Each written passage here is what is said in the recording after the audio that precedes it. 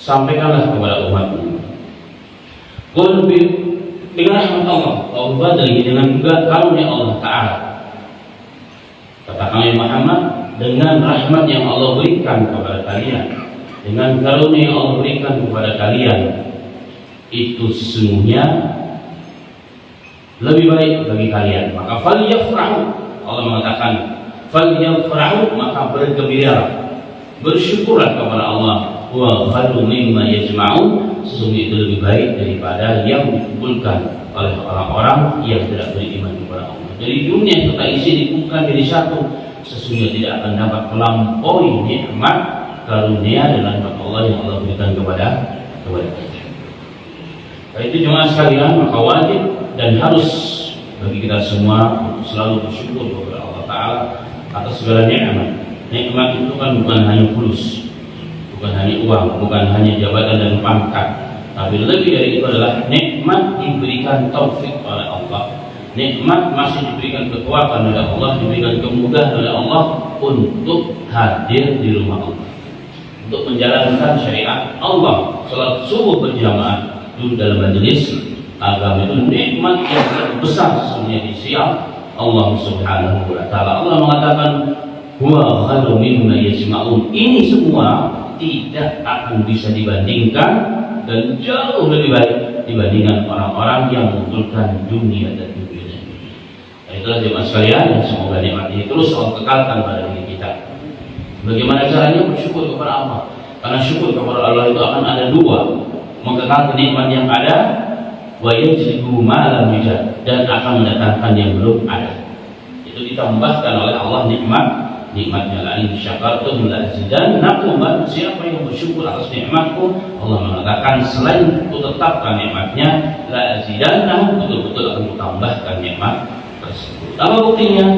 Pada hari-hari berikutnya Allah tetap istiqomah kita dalam kebaikan ini, insyaallah. Amin amin ya rabbal alamin.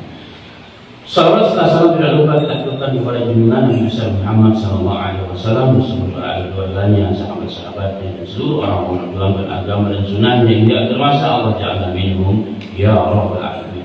Ma'asyiral muslimin rahimani wa rahimakumullah. Bahasan kita pada kajian rahmatan lil alamin adalah rahmatan lil alamin dalam bingkai Idul Qurban. Bingkai Idul Qurban. Beberapa hari insyaallah ke depan kita akan merayakan hari raya Idul Qurban. Satu di antara syariatnya adalah berkorban. Saya tidak akan bahas dari sisi fikihnya karena bukan tanggung jawab saya, mungkin sudah ada ustaz yang lain. Saya tidak membahas tentang keutamaan berkorban dan adab-adabnya. Tapi yang kita ingin bahas bukan juga sejarah korban.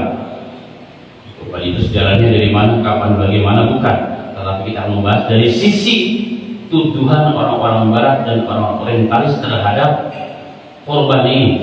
Jadi penyembelihan yang dilakukan oleh orang-orang Islam ini dianggap oleh mereka sebagai perbuatan yang ekstrim, kejam. Katanya orang-orang ekstremis katanya.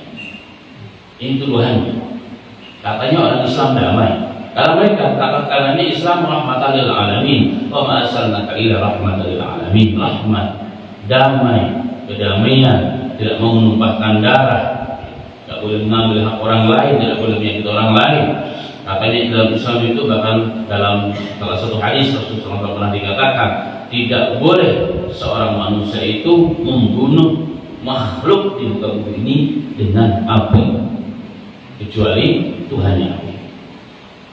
Dalam satu perjalanan Nabi Muhammad SAW singgah dari jihad atau dari dakwah di sebuah tempat. Tiba-tiba ketika mereka sedang istirahat, disengatlah atau digigitlah oleh beberapa ekor semut. Maka sahabat marah, maka dibakarlah rumah semut tersebut. Rasulullah kemudian mengatakan, gara-gara satu ekor semut kalian bakar seluruh kaum yang bertasbih kepada Allah Subhanahu wa Ta'ala. Dan tidak, kenapa kalian membakar mereka? Padahal yang salah cuma satu, tapi kalian tumpahkan kemarahan kalian kepada seluruh makhluk-makhluk yang bertasbih kepada Allah. Jadi ternyata seluruh hewan itu bertasbih jemaah. Seluruh hewan, seluruh makhluk yang ada di muka bumi semua bertasbih kepada Allah. Walakin la tafqahuna tasbihahum, tetapi kalian kata Allah tidak pernah paham tasbih mereka, ibadah mereka kepada Allah Subhanahu wa taala. Kemudian Rasulullah mengatakan tidak boleh seorang makhluk menghukum atau membunuh dengan membakar makhluk lain kecuali Tuhannya api. Ini Allah Subhanahu wa taala. Islam katanya seperti itu. Membakar itu nggak boleh. Tetapi kenapa setiap tahun harus menyembelih dengan cara yang sangat ekstrim, menumpahkan darah hewan-hewan? Itu tujuan orang-orang paling kali dari orang barat. Tujuannya apa? Untuk menanamkan keraguan-keraguan pada diri kaum muslimin. Ini selalu disampaikan oleh mereka. Karena mereka yang merongrong keutuhan Islam, makna Islam rahmatan lil alamin, mereka mendapat celah katanya dari sisi. Nah, ini yang menjadi pokok bahasan kita, maksudnya. Menjadi pokok bahasan kita dengan segala keutamaan berkorban. Bahkan dalam beberapa hadis Nabi Muhammad SAW mengatakan, "Man kana lahu syai'atan wa lam yudhi fala yuqarribanna musallana." Hadis sahih. Barang siapa yang di tahun ini, di hari ini, kata Rasulullah, Allah berikan kemudahan, keluasan rezeki, tapi tidak mau berkorban, walam yudhi, tapi tidak mau berkorban. Apa kata Rasul? Walam yuqarribanna musallana, jangan sekali-kali mendekati tempat sholat kami, tempat ibadah kami, musola kami, itu di lapangan biasa. Karena Rasulullah melakukannya di lapangan. Nggak boleh mendekati tempat sholat kami. Karena itulah dari sebagian ulama mereka mengatakan hadis ini menunjukkan kepada kita larangan Rasulullah, kemurkaan Rasulullah kepada orang yang punya kemampuan dan tidak mau berkorban, dilarang berganti sholat, tempat sholat. Itu menunjukkan kata mereka yang mengatakan wajib. Ini salah satu dalil tentang kewajiban berkorban. Nah, terlepas daripada itu semua, ini bukan bahasa kita, tapi itu diantara salah satu dalil-dalil syariat kita tentang keutamaan berkorban. Semoga kita semua yang di sini secara khusus diberi taufik oleh Allah, dimudahkan oleh Allah untuk berkorban. Amin. Amin ya rabbal alamin. Jadi berkorban itu suatu kebanggaan harusnya ya. Harus suatu kebanggaan yang merupakan kewajiban bagi setiap. Tapi kita selalu alasannya nggak punya uang. Tapi merokok setiap hari minimal 1 bungkus, kok bisa? Tapi kalau suruh korban tidak bisa. Isi pulsa tiap hari 50.000 bisa, tapi berkurang setahun sekali tidak bisa. Semuanya tergantung apa? Innamal a'malu binniyat. Niatnya kuat, insya Allah dimudahkan Allah. Baik, kembali kepada bahasan pokok kita jemaah sekalian, rahmatan lil alamin dalam bingkai Idul Adha. Idul Adha dalam prosesi korban ya. Dalam prosesi menyembelih korban itu ternyata di sana terdapat rahmat Allah, terdapat kebenaran Allah jika kita melihatnya dengan kacamata yang benar, tidak sebagaimana dengan kacamata tuduhan, iri dengki, kebencian kepada ajaran Nabi kita Muhammad SAW. Dan kita meyakini seluruh syariat Allah ini akidah. Seluruh syariat Allah itu adalah rahmat bagi hamba-hamba. Ini adalah catatan penting yang harus ada dalam diri kita pinjamkan, kita tanamkan dalam hati sanubari kita yang terdalam, bahwa seluruh syariat Allah adalah rahmat untuk hamba-hamba. Rahmat dari Allah. Allah tidak terlepas juga menyembelih korban, itu merupakan rahmat bagi hewan. Yang merupakan rahmat bagi hewan, barakah. Kita lihat di secara fakta. Setiap tahun sekali hewan-hewan yang disunahkan oleh Allah untuk dijadikan sebagai hewan korban, sapi, kambing, dan jenis-jenis lainnya, alhamdulillah dengan izin Allah tidak pernah punah di muka bumi. Tidak pernah punah. Tetapi di sana banyak hewan-hewan bahkan yang dilindungi oleh pemerintah. Membunuhnya bahkan mendapat ancaman pidana, kurungan penjara. Tapi semakin hari semakin habis. Itu fakta dan data yang kita harus yakini. Kenapa? Karena ketika sesuatu diberikan atau dijalankan syariat Allah di dalamnya, maka Allah akan berikan barakahnya dengan izin Allah, dengan qudrat Allah dan kuasa Allah Subhanahu wa taala. Apalagi yang nah dari sini kita berangkat menjawab, menerangkan dan mencerahkan bagi kita semuanya dari sisi ternyata menyembelih hewan korban dengan cara syariat Islam, itu Islam diajarkan oleh Allah kepada nabinya, kepada kita, kemudian kepada kita, merupakan bentuk rahmatan lil alamin kepada hewan korban, tidak sebagaimana yang mereka tuduhkan kepada kita. Baik, kita langsung mulai saja. Bahasan tersebut bersumber kepada penelitian, riset ilmiah yang dilakukan oleh dua staf ahli peternakan dari universitas terkenal di Jerman, Hannover University. Salah satu universitas terkenal di Jerman, yaitu Profesor Dr.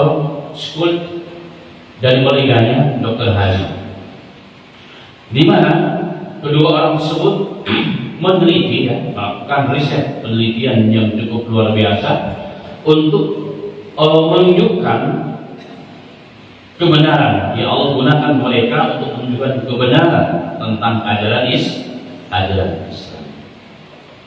Mereka ingin menunjukkan kepada dunia sesungguhnya penyembelihan atau dengan metode Islam itu lebih baik atau justru dengan metode selain Islami. Contoh dengan dipingsankan biasa di Eropa. Karena kata mereka kalau dipingsankan tidak nampak kita menyiksa hewan. Tidak nampak kita menyiksanya. Dan kalau tanpa dipusatkan, prosesi penyembelihan itu sangat mengerikan dan terlihat seperti kita menyiksa hewan korban tersebut. Maka kedua ahli tersebut, kedua dokter tersebut melakukan riset, tentunya dibantu dengan timnya.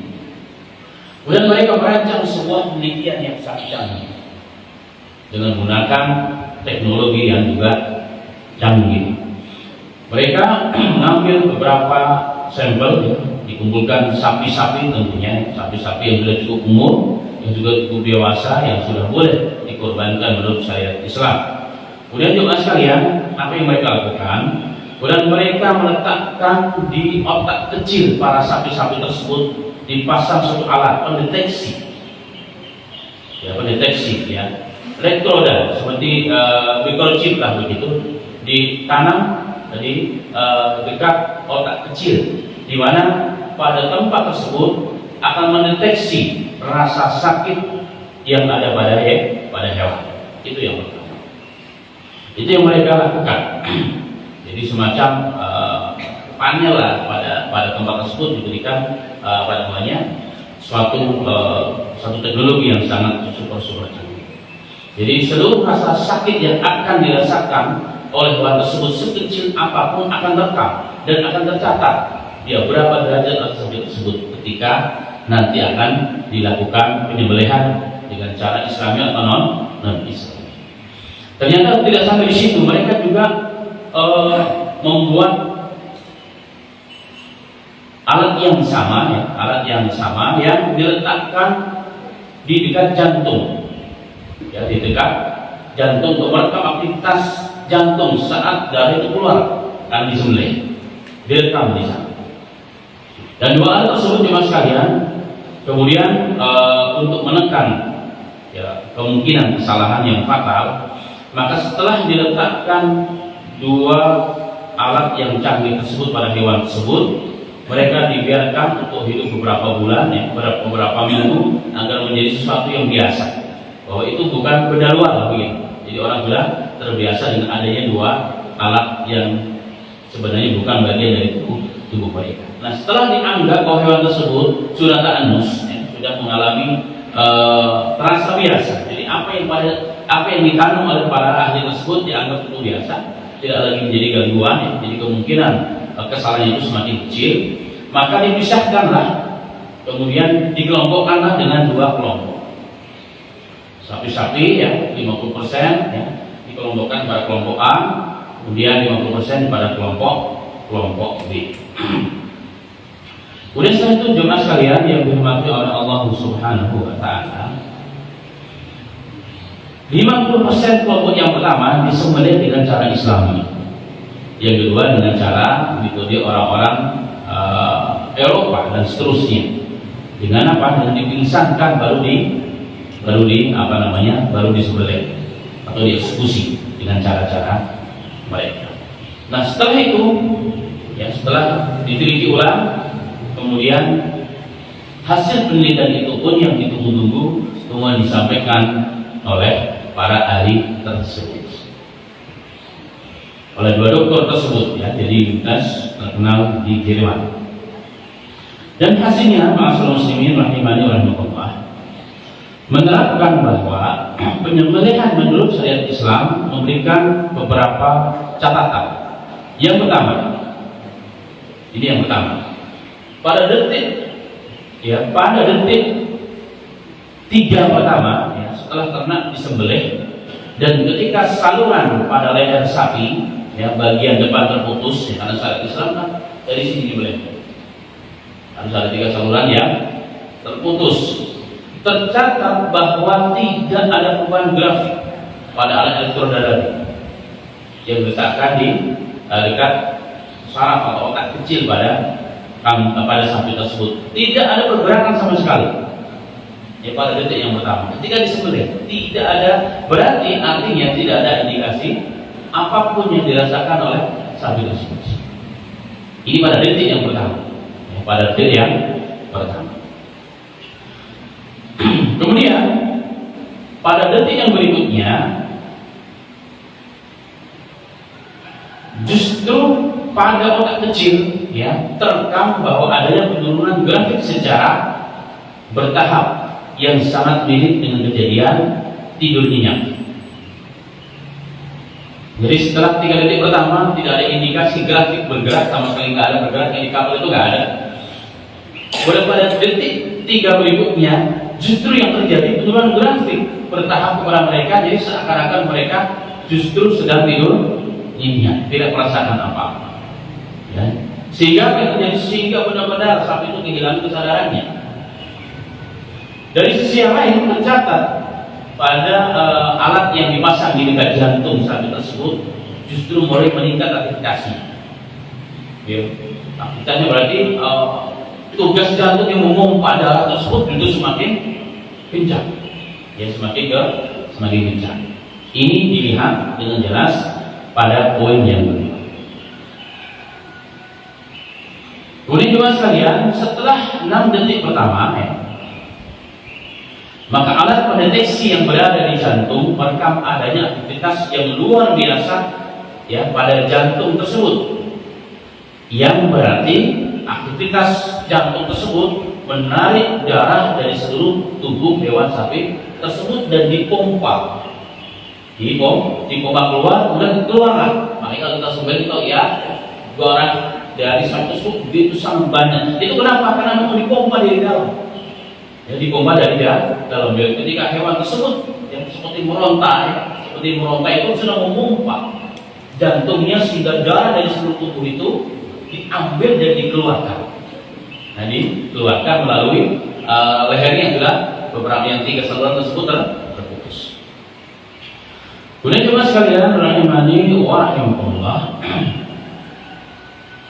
dan para ahli mengatakan fahadihi, kemudian kejadian-kejadian ini ya sebagai refleksi gerakan ya koordinasi antara jantung dan sumsum tulang belakang pada saat darah keluar melalui ketiga saluran yang terputus di bagian leher tersebut ya, di bagian leher tersebut, dan grafiknya ya sama sekali tidak naik, justru drop sampai ke level 0, angka 0. Itu pada panel tadi pada elektroda yang diletakkan di dekat otak kepala tersebut, otak kepala sapi tersebut. Sehingga berarti yang diterjemahkan oleh para ahli 2 dokter tersebut bahwa ketika terjadi proses penyembelihan darah keluar begitu banyak, ternyata tidak ada rasa sakit sama sekali yang dirasakan oleh hewan sapi tersebut. Kemudian juga sekalian, catatan yang keempat,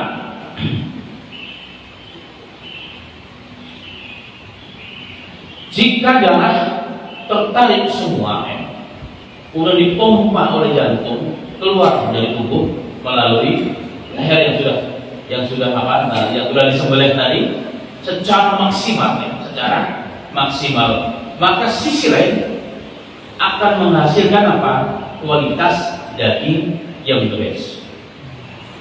Sehingga daging yang disembelih dengan cara Islami tersebut, maka darahnya, ya kita paham, ya, darah itu adalah sumber segala penyakit.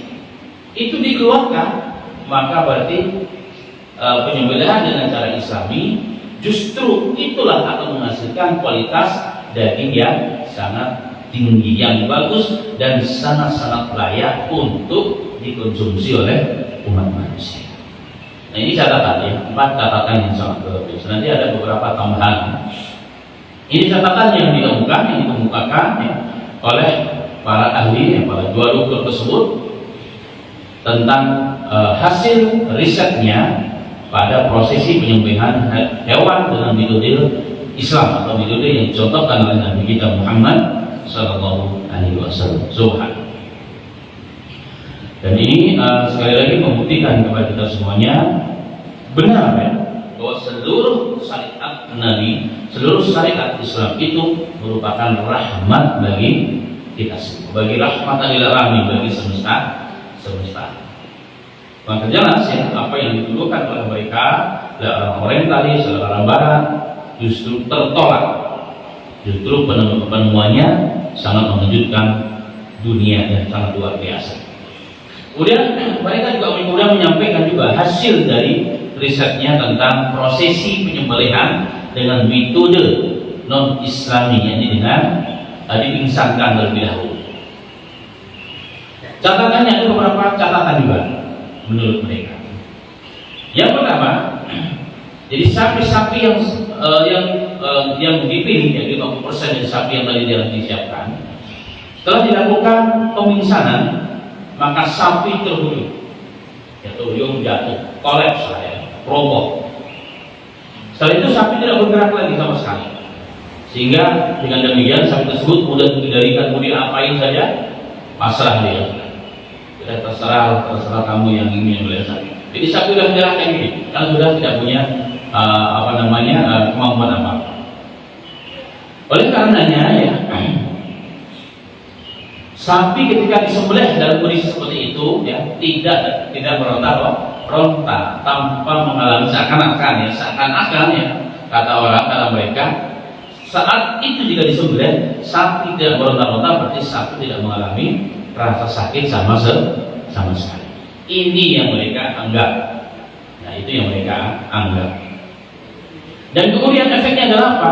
Saat sapi disembelih di lehernya ya, maka darah pun tidak keluar kecuali sedikit, ya, sedikit. Tidak sebagaimana tadi pada proses metode syariat Islam. Kemudian catatan yang kedua,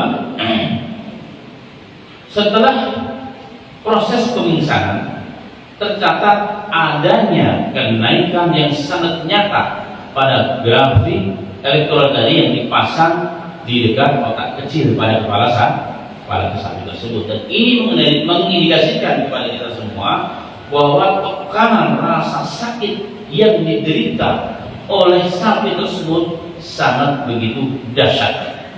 Ya, sangat begitu dahsyat, dengan cara dipukul dan seterusnya sampai dia pingsan. Ini yang menjadi catatan. Ya, ini menjadi, walaupun dia tidak bergerak, tapi indikatornya itu menunjukkan jelas bahwa sapi tersebut merasakan tekanan yang begitu sangat luar biasa, ya, sakit yang sangat luar biasa. Kemudian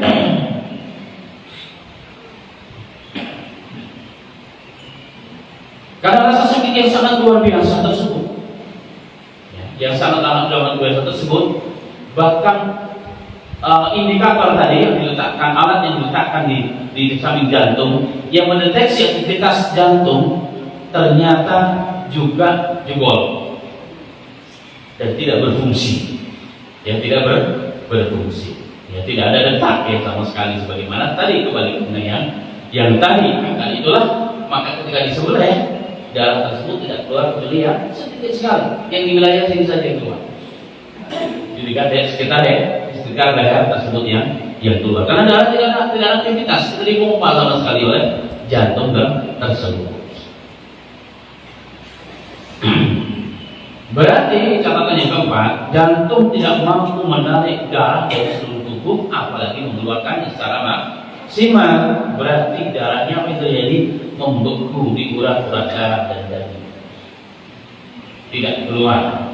Dan ini menghasilkan apa? Sisi lain, efek daging tersebut tidak berkualitas, tidak menjadi baik dan sangat tidak layak untuk dikonsumsi oleh manusia.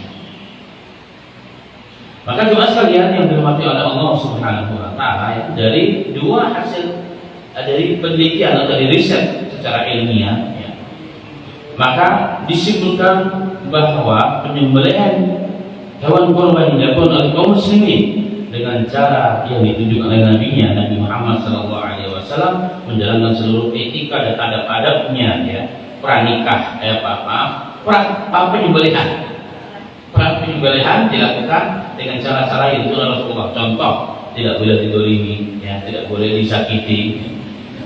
Kemudian hewan tersebut tidak boleh melihat orang lain sedang disembelih, tidak boleh hewan tersebut melihat kita sedang mengasah hewan kurban ini semua. Ini semua adalah sunnah-sunnah yang ujungnya menghasilkan apa? Menghasilkan hasil yang sangat luar biasa terkait dengan kualitas daging itu sendiri.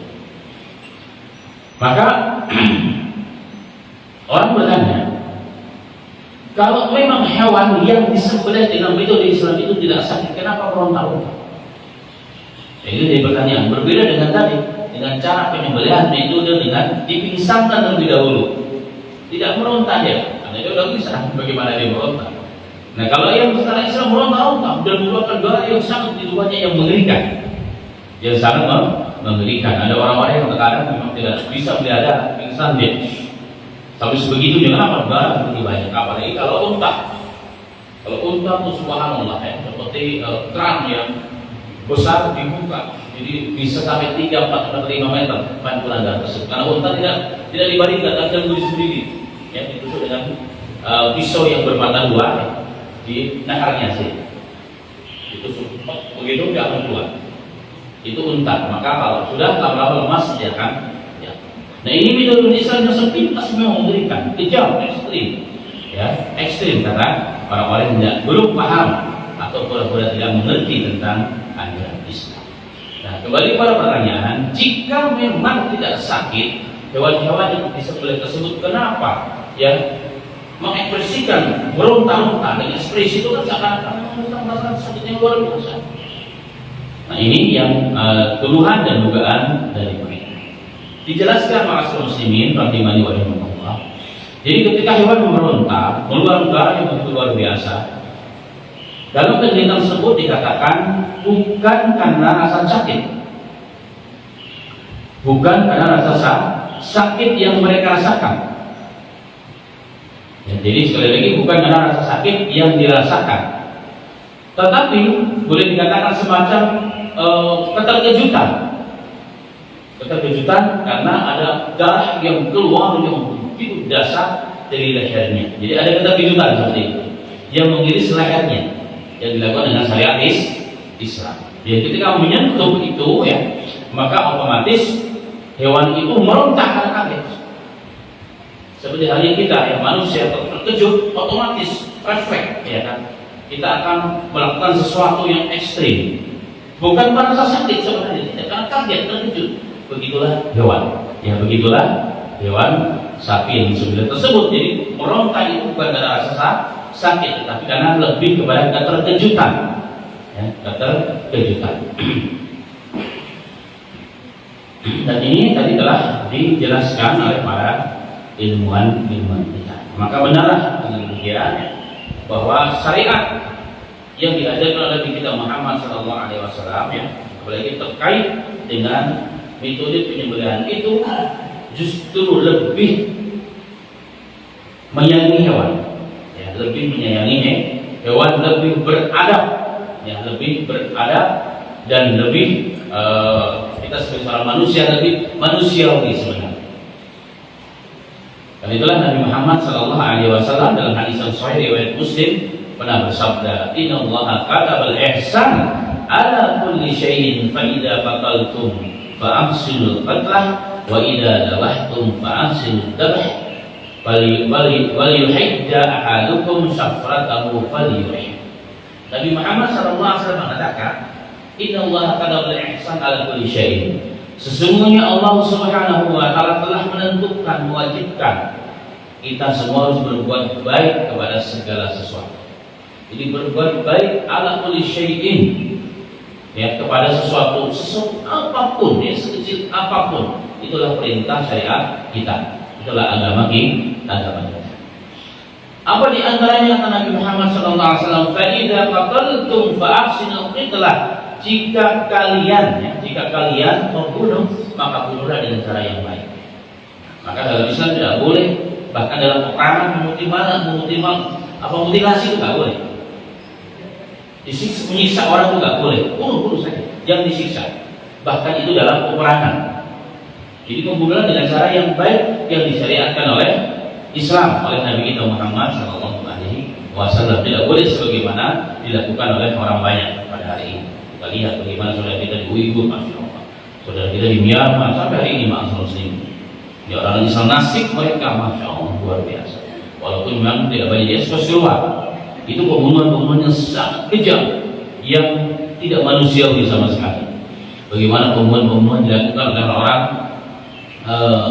Israel hari ini, Zionis Israel kepada saudara kita di wilayah Palestina. Ini semua melanggar aturan syariat Islam. Tapi kita lihat bagaimana orang Islam, ya, ketika mereka melakukan perang, semua, bahkan orang tua, anak kecil, wanita yang tidak ikut serta dalam peperangan, itu pun tidak boleh disentuh, tidak boleh disakiti, apalagi sambil dibunuh. Ini adalah perintah agama. Fa idza qataltum fa ahsinul qitlah. Jika kalian membunuh, maka bunuhlah dengan cara yang baik. Wa idza dabahtum, dan jika kalian menyembelih hewan korban, fa ahsinul dzabha, maka sembelihlah dengan cara yang baik, ya, dengan cara yang ihsan. Itu kata Nabi Muhammad SAW. Apa di antaranya? Falyuhidda ahadukum syafratahu falyurid. Di antaranya adalah ketika mau menyembelih itu, maka asahlah, tajamkanlah pisau yang digunakan untuk menyembelih sehingga hewan itu terasa lebih enak.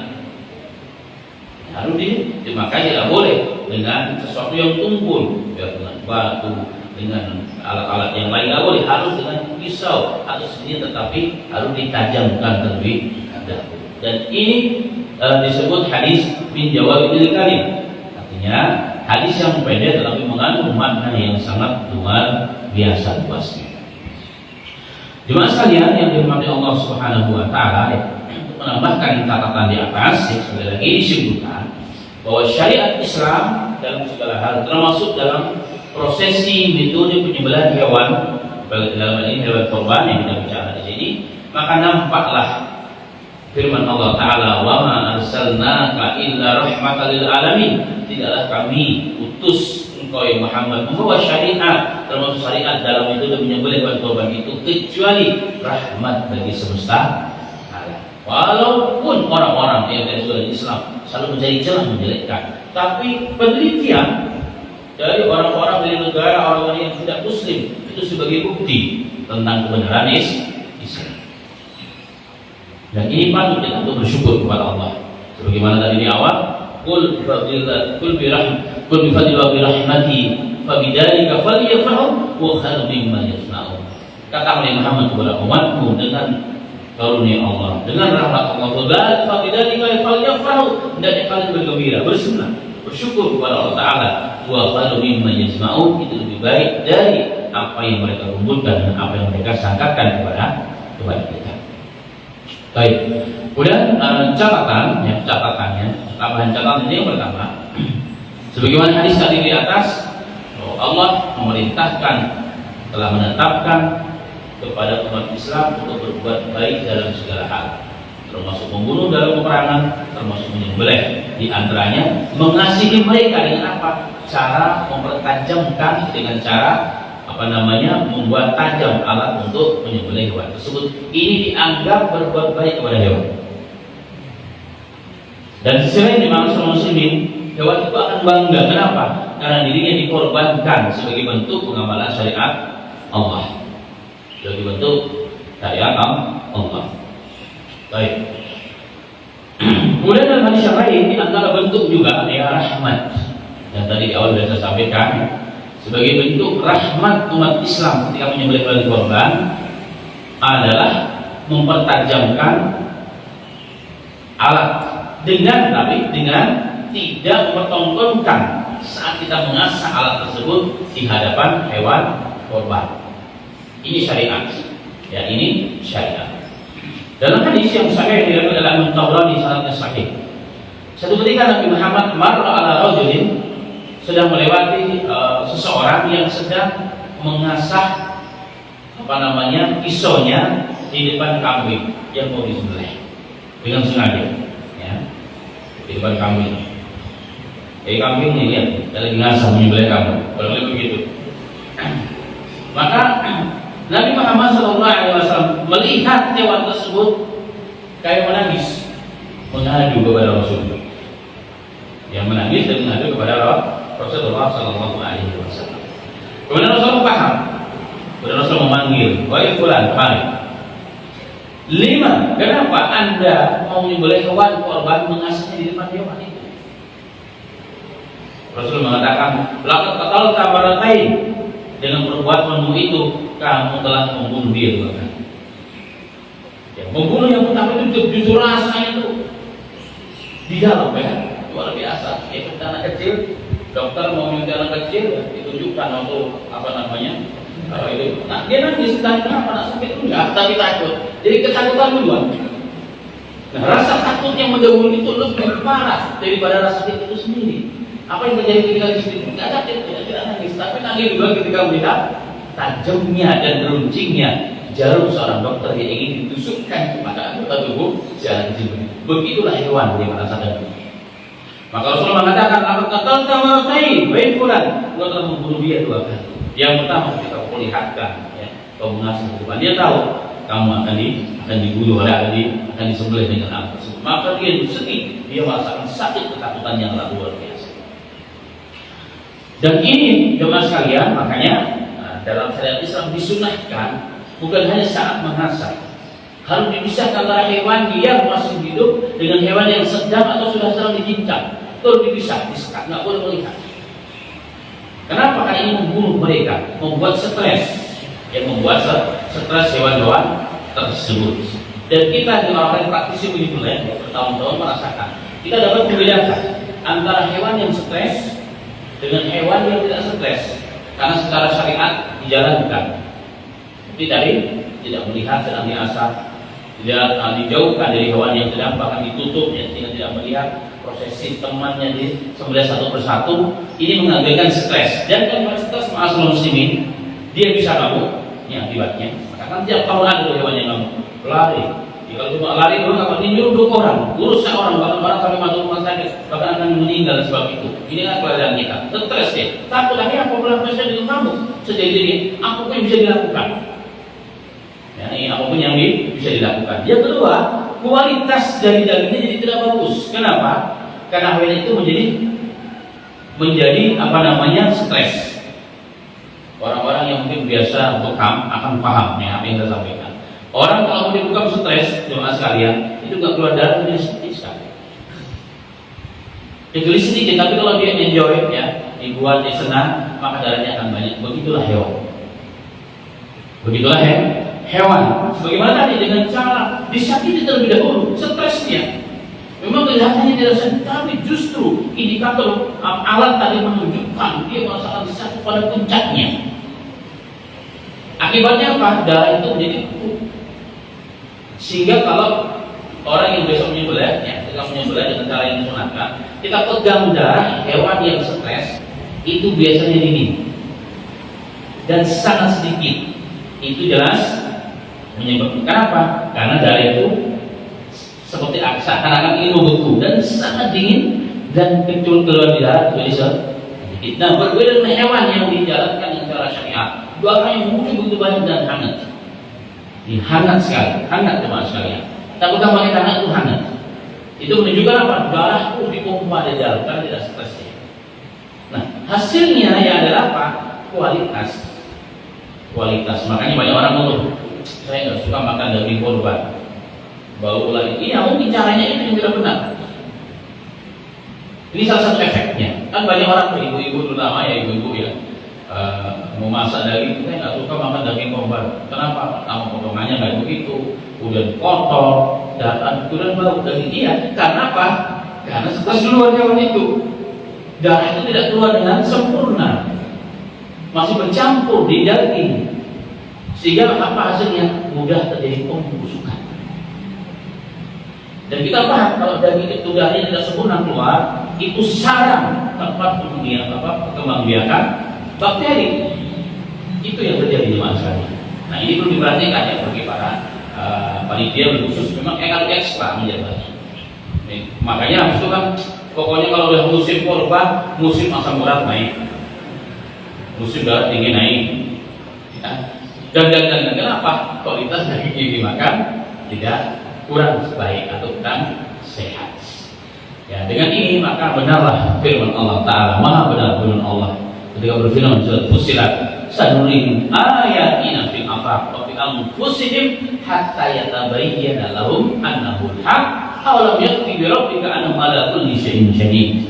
Allah mengatakan, sanurihim ayatina fil afaq, kami akan menunjukkan, ya, akan menunjukkan fil afaq di jagat raya ini, wa fi anfusihim, dan pada diri mereka tentang kebenaran Islam, termasuk dalam penyebaran tersebut. Untuk apa? Hatta yatabayyana lahum al-haq, supaya mereka faham, mereka tahu bahwa ajaran yang dibawa oleh Islam oleh Nabi Muhammad SAW itu bukan dari Rasul, tapi itu semata-mata wahyu dari Allah. Wa ma yantiqu anil hawa in huwa illa wahyun yuha. Apapun yang disabdakan, apapun yang diperbuat oleh Rasulullah itu semata-mata wahyu dari Tuhan Yang Maha Esa, Allah Subhanahu wa taala.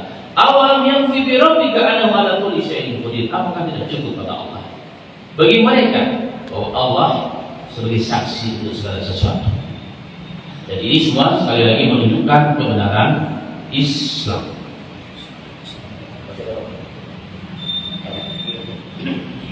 Oh ya, baik, kita tambahkan sedikit ya. Terakhir ini juga hal penting. Di antara hikmah dalam syariat kita, kenapa kita menyembelih harus, bahkan jumhur ulama Malikiyah, Hanabilah, kemudian Ahnaf, Hanafiyah, Malikiyah, Hambaliyah mewajibkan wajib membaca nama Allah saat menyembelih. Jadi Syafi'iyah, Syafi'iyah mustahab ya, mustahab. Walaupun yang rajih yang dipilih oleh ulama hari ini setelah diteliti secara ilmiah, maka harus disebutkan dengan Bismillah. Dan itu Qurannya banyak yang saya tidak sebutkan kepada Qurannya dari intinya sebenarnya itu. Apa hikmah yang terkandung di dalam penyebutan nama Allah ini? Dan kenapa sih Allah mengharamkan ya penyembelihan orang ahli kitab yang disebut selain Allah? Kenapa tidak disebut nama Allah di sana? Karena Allah kan mengharamkan ya.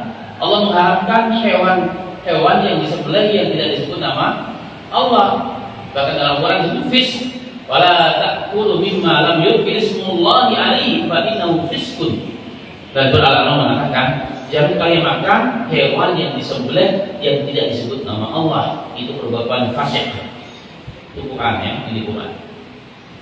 Ternyata jemaah sekalian rahimani wa rahimakumullah, dalam beberapa tahun yang lalu dilakukan penelitian riset di Syria, sebelum Syria kacau seluruh hari ini. Boleh dikembangkan di Jerman juga dan juga di Prancis. Ternyata hewan yang disembelih dengan nama Allah saat disembelih dengan cara yang tadi dicontohkan Nabi Muhammad SAW, maka daging-daging yang telah disebut nama Allah tersebut itu kualitasnya menjadi luar biasa bagusnya. Karena nama Allah disebutkan di situ. Ya, nama Allah disebutkan. Dan daging yang tidak disebut nama Allah itu kualitasnya menjadi sangat rendah. Saat dipotong saja, bakteri-bakteri kemudian numpuk di pada daging tersebut, berbeda sekali dengan yang disebut nama Allah. Dan kemudian dengan penelitian yang sangat luar biasa ini secara singkat, makanya di beberapa negara non Muslim ketika mau menyembelih mereka membayar khusus, meng-hire orang Islam untuk membacakan Bismillah ketika mau disembelih. Karena mereka paham itu, termasuk di Australia ada beberapa keterangan daripada teman.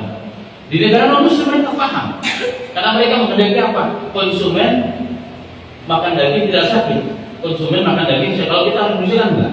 yang penting penjualnya laku, kan begitu. Kalau mereka sangat memperhatikan itu, sehingga walaupun mereka tidak beriman, tapi mereka meyakini penelitian secara ilmiah itu, sehingga banyak di luar negeri sana penyembelihan non muslim tapi wajib disebut nama Allah. Kadang-kadang pakai mesin juga menyebutnya.